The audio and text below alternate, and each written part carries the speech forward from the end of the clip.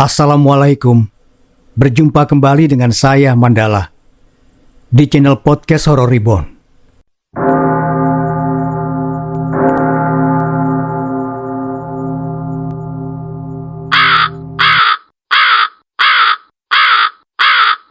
Suara burung itu mengejutkan mereka berdua. Kepak sayapnya terdengar sangat jelas, seakan ia terbang di atas atap rumah. Lama Abdi dan Tias menunggu, namun burung itu sepertinya belum juga pergi dari atas rumah mereka. Dengan mengumpulkan segenap keberanian, Abdi dan Tias akhirnya memutuskan untuk keluar dan melihat langsung. "Serius kita mau keluar, Mas? Masih jam 2 pagi loh ini," tanya Tias saat sampai di ruang depan. Tias terlihat ragu. "Daripada penasaran, Dek. Di dalam juga kita ketakutan kayak gini dengar suara burung itu terbang." Tias mengangguk. Pintu terbuka dan menampakkan kepulan asap yang sangat tebal. Abdi dan Tias mencoba mengibas-ngibaskan tangan untuk menyingkirkan asap yang menutup pandangan mereka. Abdi merasakan dadanya sangat sesak. Dengan jarak pandang yang terbatas, Abdi dan Tias tetap melangkah. "Sudahlah, kita pulang saja, Mas," ajak Tias. Akhirnya mereka sepakat untuk berbalik arah. Saat membalikkan badan, mereka tidak bisa menemukan rumah mereka. Tempat ini asing. Bagaimana bisa?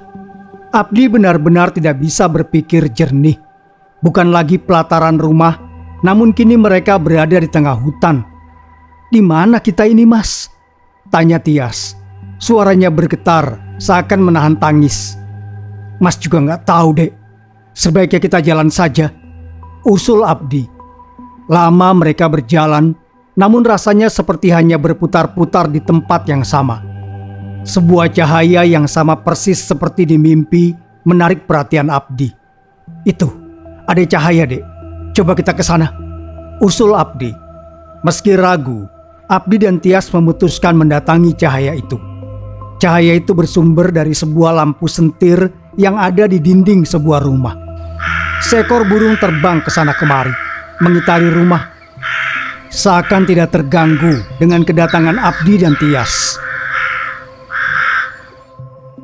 "Baik, Mbah, akan saya lakukan ritual itu." Sebuah suara terdengar dari dalam rumah, membuat Abdi dan Tias saling pandang. Suara siapa itu? Ritual? Ritual apa yang dimaksud? Lama Abdi berkecamuk dengan pikirannya sendiri. Seketika Abdi menyadari suara itu tidak asing bagi mereka. "Mas, bukannya itu suara Pak Karso?" tanya Tias. Abdi mengangguk sembari menempelkan jari telunjuk ke depan mulutnya, mengisyaratkan agar Tias tetap diam. "Ritual apa, Mas?" tanyanya lagi. "Nggak tahu, Dek. Kita dengarkan saja obrolan mereka." Lama mereka menguping, namun sepertinya obrolan itu telah usai.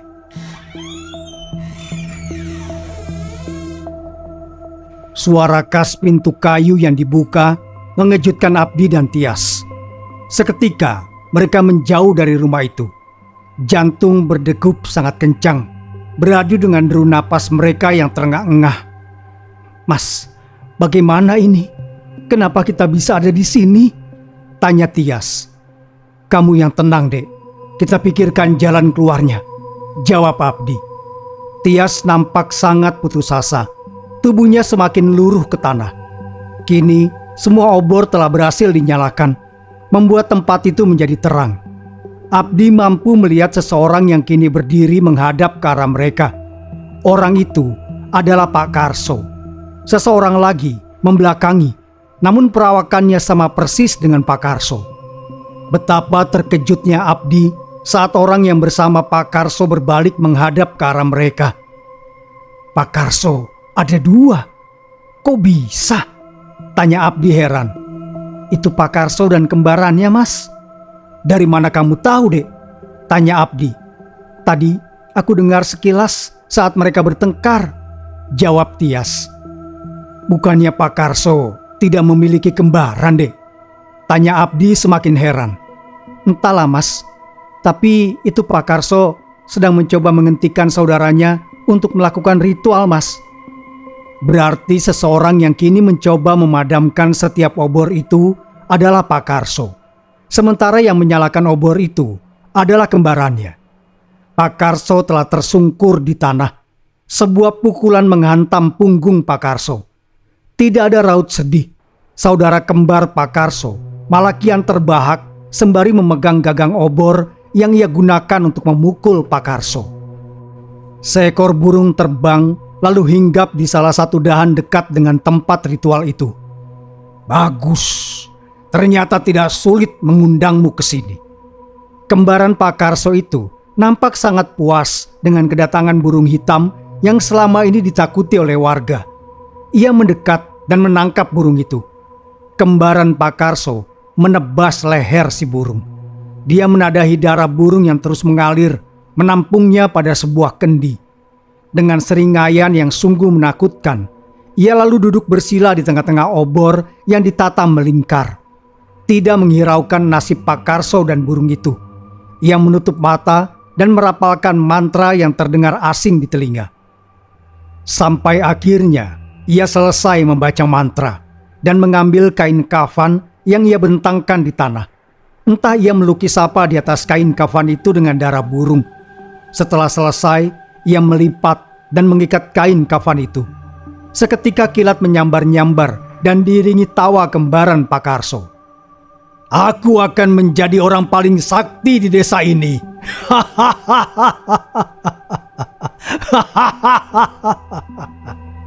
Kembaran Pak Karso nampak bangkit, berjalan lalu mengambil cangkul. Ia nampak tergesa membuat lubang di tanah, lalu mengubur kain kafan itu. Ia semakin terbahak saat semua ritualnya berjalan lancar, sampai akhirnya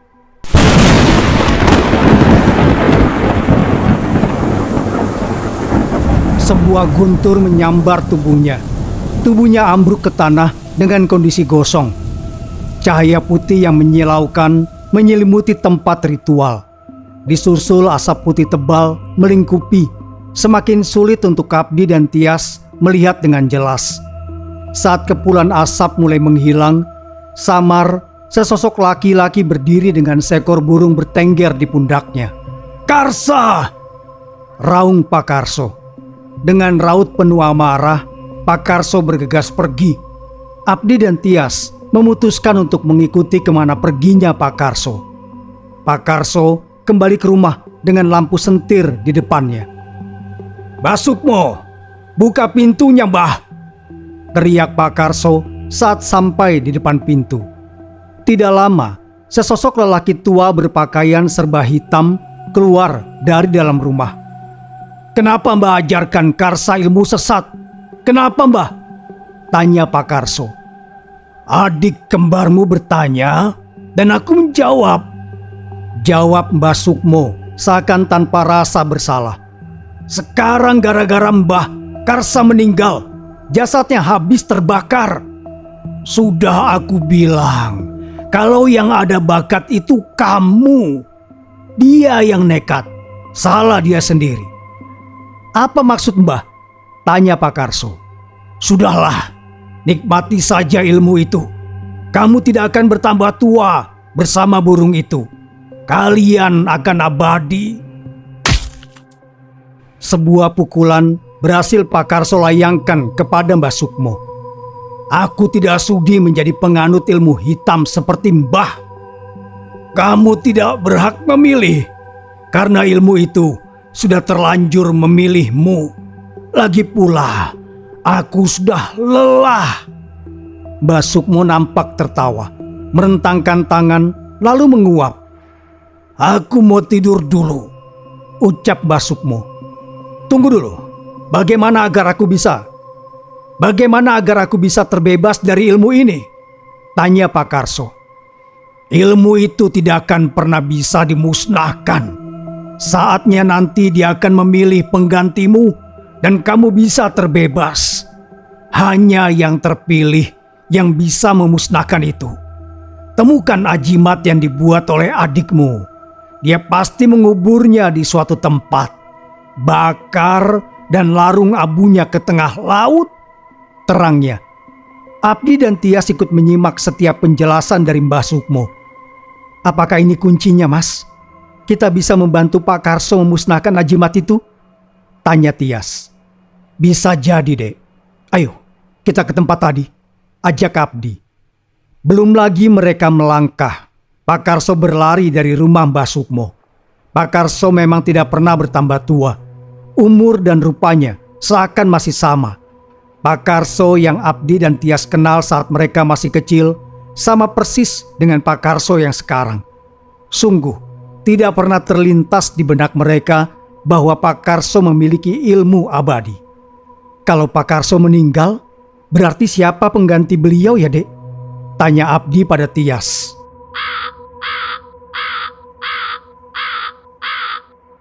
Belum sempat terjawab pertanyaan, suara burung itu mengagetkan mereka. Burung itu terbang mengitari rumah Mbah Sukmo. Suaranya menggema, memekakkan telinga. Rumah itu nampak sunyi. Pak Karso sudah pergi dan Mbah Sukmo kembali masuk ke dalam rumah. Abdi dan Tias memutuskan untuk mendekat dan melihat ke dalam rumah. Tentu saja dengan mengintip. Mbah Sukmo terbaring tidak bergerak. Entah dia tertidur atau sudah meninggal, karena dadanya nampak tidak naik turun.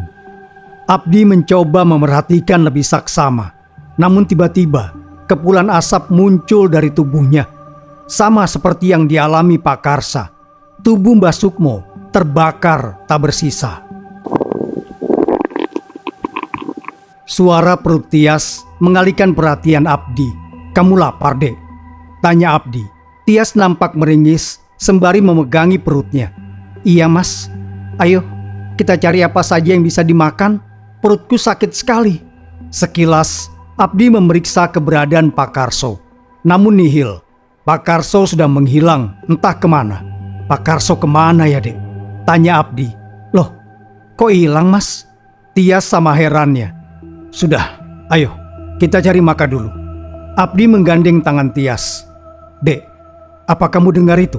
Tanya Abdi. Abdi mencoba mempertajam pendengarannya, memastikan bahwa apa yang didengarnya tidak salah. Suara seperti kentongan riuh terdengar. Iya, Mas, ada orang ronda kayaknya, jawab Tias. Abdi dan Tias memutuskan untuk mendekat ke arah sumber suara. Mas, cium deh. Ini seperti bau nasi yang baru matang. Abdi mengendus, mencoba membaui. Benar, ini adalah bau khas nasi yang baru matang. Perut Abdi kini terasa lapar, sama seperti Tias. Tias semakin tidak sabar. Ia berlari mencari sumber suara dan bau nasi yang baru matang itu. Sampai mereka melihat sebuah cahaya putih yang sangat menyilaukan. Bau dan suara itu dari sana, Mas, tunjuk Tias. Kamu yakin? Kita ke sana, Dek. Yakin, Mas. Daripada kita di sini mati kelaparan. Tias pergi mendahului suaminya. Abdi berusaha mengejar dengan mencekal lengannya agar ia tidak meninggalkannya. Saat mereka semakin dekat, cahaya itu semakin menyilaukan. Teramat silau hingga Abdi menutup matanya. Mas Abdi, Mbak Tias, sadar, Mas. Mbak, sadar. Abdi menangkap sebuah suara yang seakan tidak asing. Saat Abdi membuka mata, ia telah sampai di rumah, tepatnya di ranjang kamar mereka. Abdi tertidur bersebelahan dengan Tias. Tias mencoba duduk, raut wajahnya kebingungan. Kenapa kami ada di sini? Bukannya... Abdi menggantung ucapannya. Abdi teringat dengan janjinya kepada Pak Karso bahwa apapun yang akan ia alami bersama Tias dalam membantu Pak Karso tidak akan pernah menceritakannya kepada siapapun. Syukurlah kalian sudah sadar, ucap Mas Bisma. Mas Bisma bersama beberapa warga lain membawa kentongan. Sementara salah seorang ibu, tetangga mereka, membawa sepiring nasi yang masih mengepul. Ini biasa dilakukan saat ada orang yang hilang atau tersesat di alam astral. Warga kampung percaya jika menabuh kentongan dan mengipaskan asap nasi panas sembari memanggil nama orang yang tersesat di alam gaib, bisa menuntun orang tersebut untuk kembali ke alam nyata. Tias langsung menyambar nasi itu. Maaf, Bu, boleh ini untuk saya? Saya lapar sekali, tanya Tias saat piring nasi itu sudah berpindah ke tangannya. "Iya, boleh Mbak Tias, makan saja," jawab seorang ibu. "Kamu mau, Mas?" tanya Tias. Abdi menggeleng. Entah mengapa rasa lapar seketika hilang. Apa yang sebenarnya terjadi? Ini sungguh membuat Abdi bingung. "Makan Mas Abdi, kalian sudah pingsan 3 hari, ucap Mas Bisma. Tias tersedak mendengar penuturan Mas Bisma. "Ambilkan minum, tolong Bu," pinta Abdi. Seseorang bergegas mengambilkan 2 gelas air putih. Satu beliau berikan kepada Tias dan langsung dihabiskan oleh Tias. "Ini, untuk Mas Abdi," ucap ibu itu sembari memberikan air putih yang tersisa 1 gelas. Abdi menerimanya karena tenggorokannya terasa begitu kering. Abdi meminumnya hingga tandas. "Maksud Mas Bisma apa? Pingsan 3 hari?" tanya Tias dengan raut penuh kebingungan. "Iya Mbak, 3 hari yang lalu selepas subuh saya menemukan Mbak dan Mas Abdi pingsan di halaman rumah. Dibantu warga yang kebetulan melintas, saya membawa kalian masuk ke dalam. Sebenarnya apa yang terjadi Mbak? Terima kasih Mas Bisma dan semuanya sudah membantu kami." Abdi sengaja memotong obrolan Tias karena khawatir ia keceplosan menceritakan apa yang terjadi kepada mereka sebenarnya. "Sama-sama Mas Abdi," jawab semua orang yang ada di kamar. "Karena kami sudah sadar, semua orang meminta izin kembali ke rumahnya masing-masing, kecuali Mas Bisma."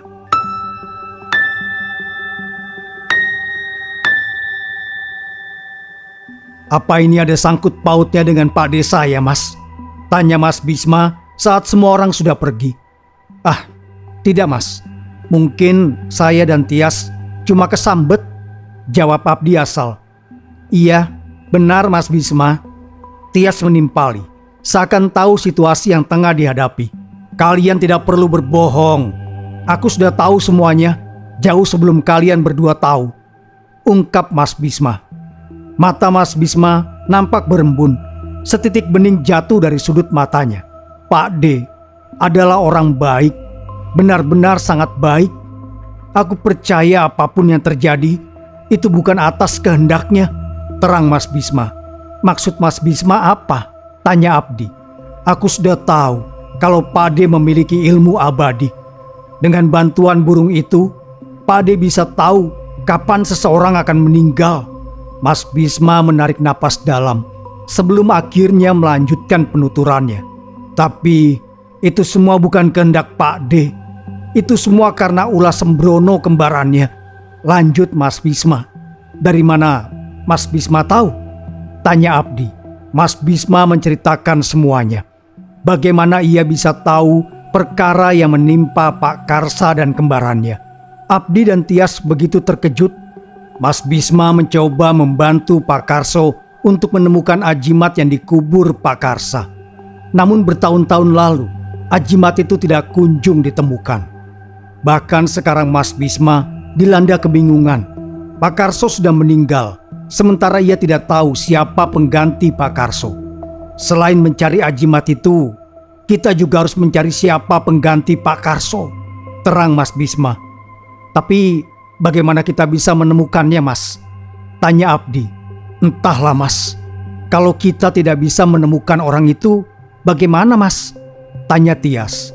"Kita tidak bisa memusnahkan ilmu abadi itu Mbak, karena yang bisa memusnahkan hanya orang yang terpilih," jawab Mas Bisma.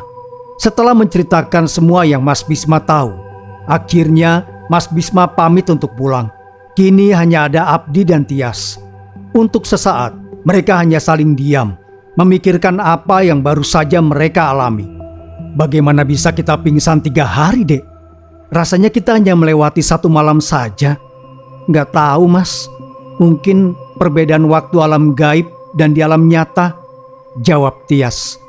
Akhirnya, Abdi dan Tias memutuskan untuk beristirahat karena badan terasa sangat lelah. Entah berapa lama mereka terlelap, sampai akhirnya sebuah suara ketukan di pintu membawa Abdi kembali ke alam sadar. Saat Abdi bangun, Tias tak lagi ada di dalam kamar. Mungkin Tias bangun duluan, batin Abdi. Ketukan di pintu masih terdengar. Akhirnya Abdi putuskan untuk menghampiri dan membukakan pintu. Saat pintu terbuka, kabut tebal menyambutnya. Hawa dingin menyergap, membuat bulu kuduk Abdi meremang. Dengan langkah pelan, Abdi berjalan membelah kabut. Pandangan yang terbatas membuatnya kesulitan untuk mencari siapa gerangan yang mengetuk pintu. Sesosok bayangan tertangkap indera penglihatannya. "Siapa itu?" tanya Abdi sembari mendekat. Hening, tidak ada jawaban. Abdi semakin diliputi rasa penasaran. "Siapa?" tanya Abdi lagi saat jarak mereka semakin dekat. Seseorang itu membelakangi Abdi, sehingga tak bisa melihat wajahnya. Ditambah dengan suasana yang berkabut, membuat Abdi semakin sulit untuk mengenali. "Saya, Mas," jawabnya. Suara itu sangat familiar. Abdi yakin Pak Karso lah pemiliknya. "Pak Karso?" tanya Abdi memastikan. "Iya, Mas. Mas Abdi jangan takut. Saya tidak ada maksud menakuti Mas Abdi," ucap Pak Karso. Abdi bergeming. Meski sedikit rasa takut membuatnya ingin segera berlari, namun urung dilakukannya. Mas Abdi tidak perlu bingung dari mana harus memulai pencarian ajimat itu. "Saya harus mulai dari mana, Pak? Kondisi hutan dulu dan sekarang sudah jauh berbeda." "Tempat ritual itu ada di kebun pisang, tidak jauh dari pemakaman umum kampung kita, Mas." "Tapi di sebelah mana, Pak?" tanya Abdi lagi. Belum sempat Pak Karso menjawab, sosoknya semakin memudar dan akhirnya hilang dari pandangan. "Pak Karso, Pak!" teriak Abdi. Abdi baru menyadari, ternyata dia hanya bermimpi. Kini dirinya masih berada di tempat tidur bersama Tias. Karena terkejut dengan teriakan suaminya, Tias pun ikut terbangun. "Kenapa lagi, Mas?" tanya Tias. "Aku tadi mimpi, Dek. Pak Karso kasih petunjuk kita untuk kita mencari ajimat itu," jelas Abdi. "Di mana, Mas?" tanya Tias. "Mas belum tahu tepatnya, tapi Pak Karso bilang tempat ritual yang kita lihat itu ada di kebun pisang yang tidak jauh dari pemakaman umum kampung kita," jelas Abdi. "Ayo kita cari sekarang saja, Mas, biar cepat kelar urusannya," usul Tias. Tias bergegas bangkit dan hendak melangkah pergi. "Tunggu, Dek, kita jangan sembrono," cegah Abdi sembari meraih tangan Tias. Tias diam sejenak, namun akhirnya ia ikut duduk kembali di samping Abdi. "Jadi kapan kita mulai mencari, Mas?" tanya Tias. "Kita istirahat dulu, sampai kondisi kita benar-benar pulih." Tias mengangguk mendengar jawaban Abdi. Kondisi mereka berdua memang sedikit lemah karena beberapa kejadian mistis yang mereka alami. Abdi dan Tias memerlukan waktu untuk istirahat, sekadar untuk memulihkan tenaga. Sebuah ketukan di pintu mengagetkan Abdi dan Tias. Mereka memutuskan untuk pergi keluar, melihat siapa yang datang bertamu malam-malam begini. "Assalamualaikum, Mas Abdi. Ini saya, Bisma." "Waalaikumsalam," jawab Abdi sembari membukakan pintu. "Mas Bisma, ada apa ya?" tanya Abdi. "Ini berkat selamatan malam kelima. Jangan lupa besok ikut tahlilan ya, Mas." Mas Bisma mengulurkan kresek hitam dan Tias pun menerimanya. Tidak lama, Mas Bisma pun berpamitan. Begitu juga dengan Abdi dan Tias. Mereka memutuskan untuk kembali masuk ke dalam rumah. "Mas, ternyata benar ya, kita tersesat 3 hari. Nyatanya ini sudah malam kelima tahlilan meninggalnya Pak Karso," tanya Tias memastikan. "Iya, tadi kan kamu dengar sendiri apa kata Mas Bisma. Dia bilang ini malam kelima." Akhirnya mereka memutuskan untuk membuka makanan yang dibawa Mas Bisma. Nasi yang dibungkus daun pisang dengan sepotong ayam tim. "Makan lagi yuk, Mas, aku lapar," ajak Tias. Abdi mengangguk. Tias berlalu ke belakang mengambilkan air untuk cuci tangan. Mereka makan sangat lahap, rasa lapar dan lelah yang seakan tidak ada habisnya.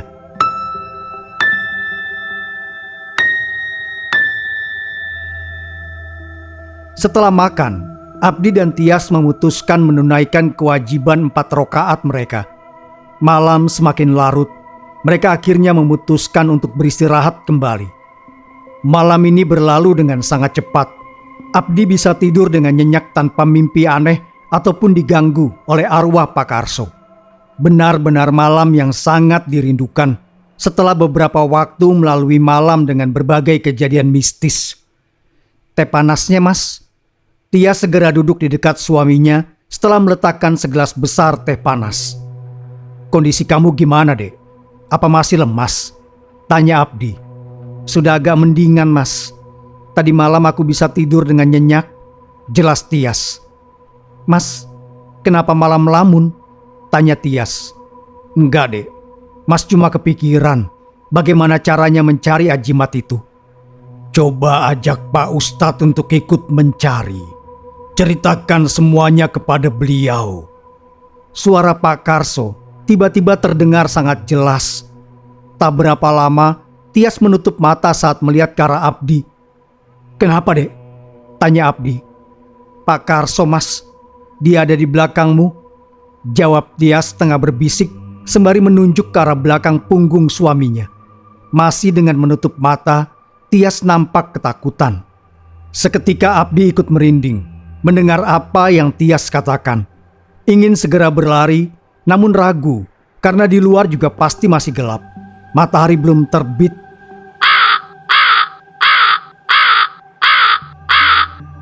"Astagfirullah," seru Abdi bersama Tias. Burung itu sepertinya hinggap di atas atap rumah mereka. "Ada apa ini, Mas?" tanya Tias. "Entahlah, Dek." Saat Abdi dan Tias tengah dilanda ketakutan, sebuah suara seperti benda jatuh mengagetkan mereka. Abdi langsung mendongak melihat ke sumber suara.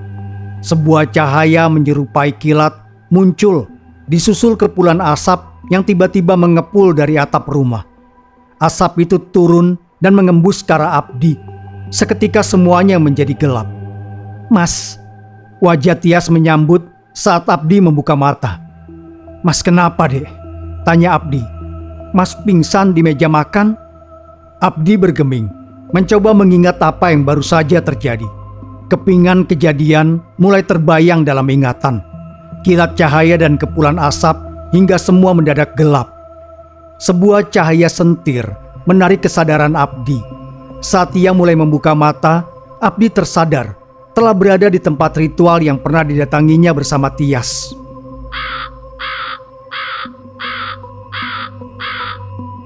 Suara burung itu menggema, begitu juga dengan kepak sayapnya. Namun entah di mana keberadaannya. Abdi mencoba mendongak mencari di mana keberadaan burung itu.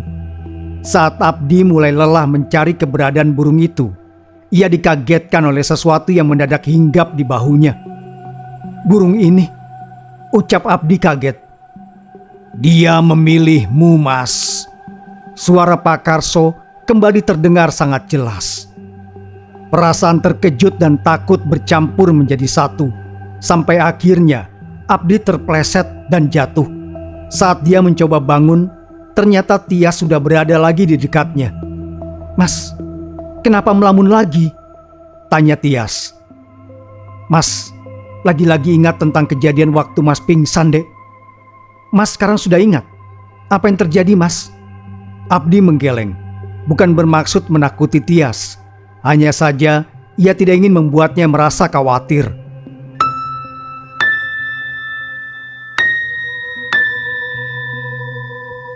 Beberapa hari berlalu. Abdi mulai terbiasa melihat burung itu berterbangan di sekitarnya. Meski saat burung itu bersuara, Abdi masih saja diliputi rasa khawatir. Abdi takut kalau ada orang terdekatnya yang akan meninggal. Aku harus segera mencari ajimat itu. Bukankah hanya orang yang terpilih yang bisa memusnahkan ilmu ini? Dan burung itu sudah memilihku, batin Abdi. Meski langit mulai gelap, Abdi memutuskan untuk segera pergi ke kebun pisang itu. "Mas, mau kemana? Udah mau maghrib," teriak Tias dari dalam rumah.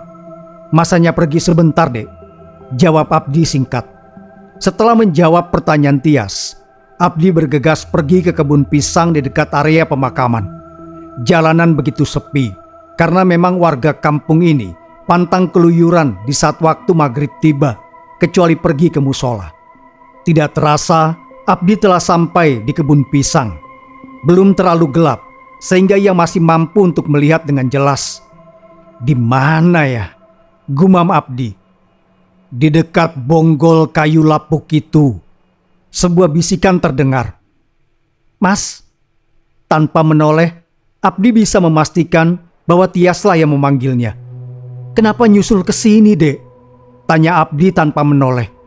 Mas lupa bawa cangkul, ucap Tias, lalu menyodorkan sebuah cangkul kecil. Abdi pun menerimanya. Sudah tahu di mana tempatnya, Mas? Sudah, Dek, di bonggol kayu itu. Tapi Mas belum juga yakin. Biar aku bantu, Mas, ucap Tias sambil mendekat ke bonggol kayu yang dimaksud. Tias berjongkok dan memegang bonggol kayu itu. Benar di sini, Mas. Aku lihat ini adalah tempat ritual itu, dan sepertinya memang posisi ajimat itu dikubur di sini, ucap Tias yakin. Mereka langsung menggali. Cukup lama sampai akhirnya cangkul Abdi seperti menabrak sesuatu. Ada apa, Mas? Tanya Tias saat Abdi berhenti mencangkul. Coba kamu nyalain korek ini, Dek. Dengan cahaya korek api yang Tias nyalakan, Abdi coba menyibak tanah yang telah dicangkul. Sampai akhirnya tangan Abdi menggapai sesuatu. Itu apa, Mas? Tanya Tias ingin tahu. Sebuah gulungan kain dengan susah payah Abdi tarik bersama Tias. Ini ajimatnya, Dek, tunjuk Abdi. Saat hendak membakar ajimat yang mereka temukan, suara gaduh menghentikan mereka. Itu, di sana, Batias dan Mas Abdi sedang ritual ilmu hitam. Suara yang sungguh membuat Abdi dan Tias terkejut. Fitnah apa ini? Abdi dan Tias mematung saking terkejutnya. Ada apa ini, Mas Bisma? Tanya Abdi. Mas Bisma seperti memimpin rombongan warga.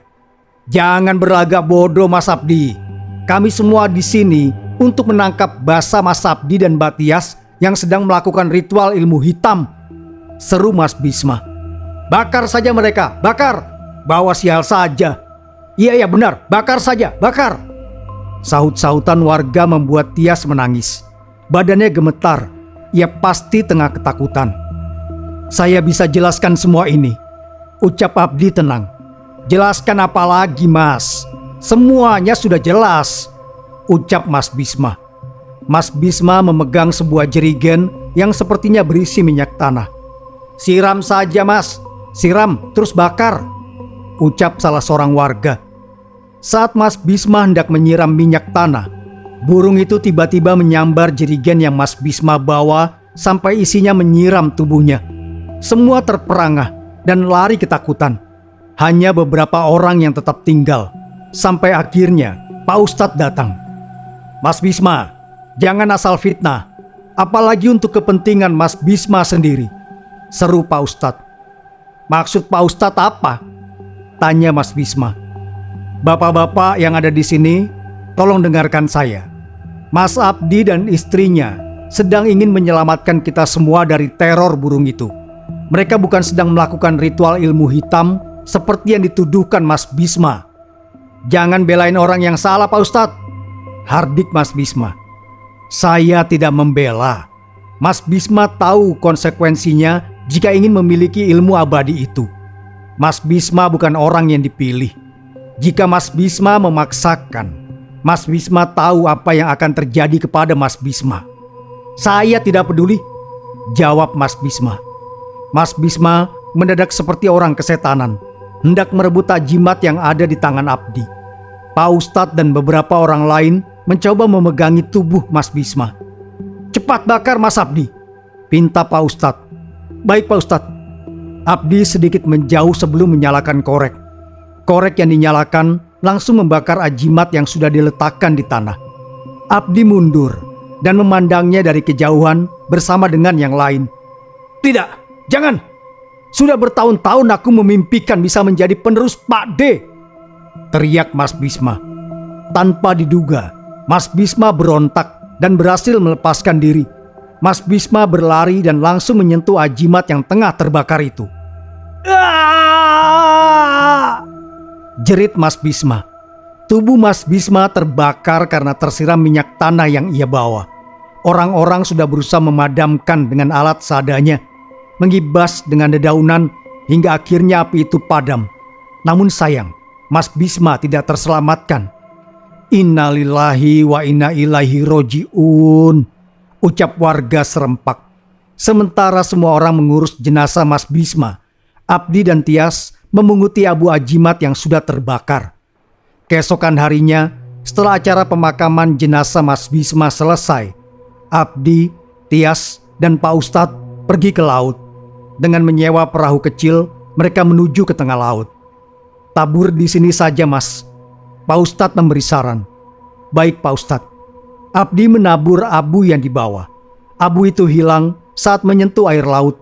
Bersamaan dengan itu, seekor burung yang setia mengikuti Abdi beberapa hari ini terbang di atas mereka. Perlahan burung itu memudar seperti sebuah gambar, berganti dengan asap putih yang mengepul lalu menghilang. "Tugas Mas Abdi sudah selesai," ucap Pak Ustadz. "Alhamdulillah."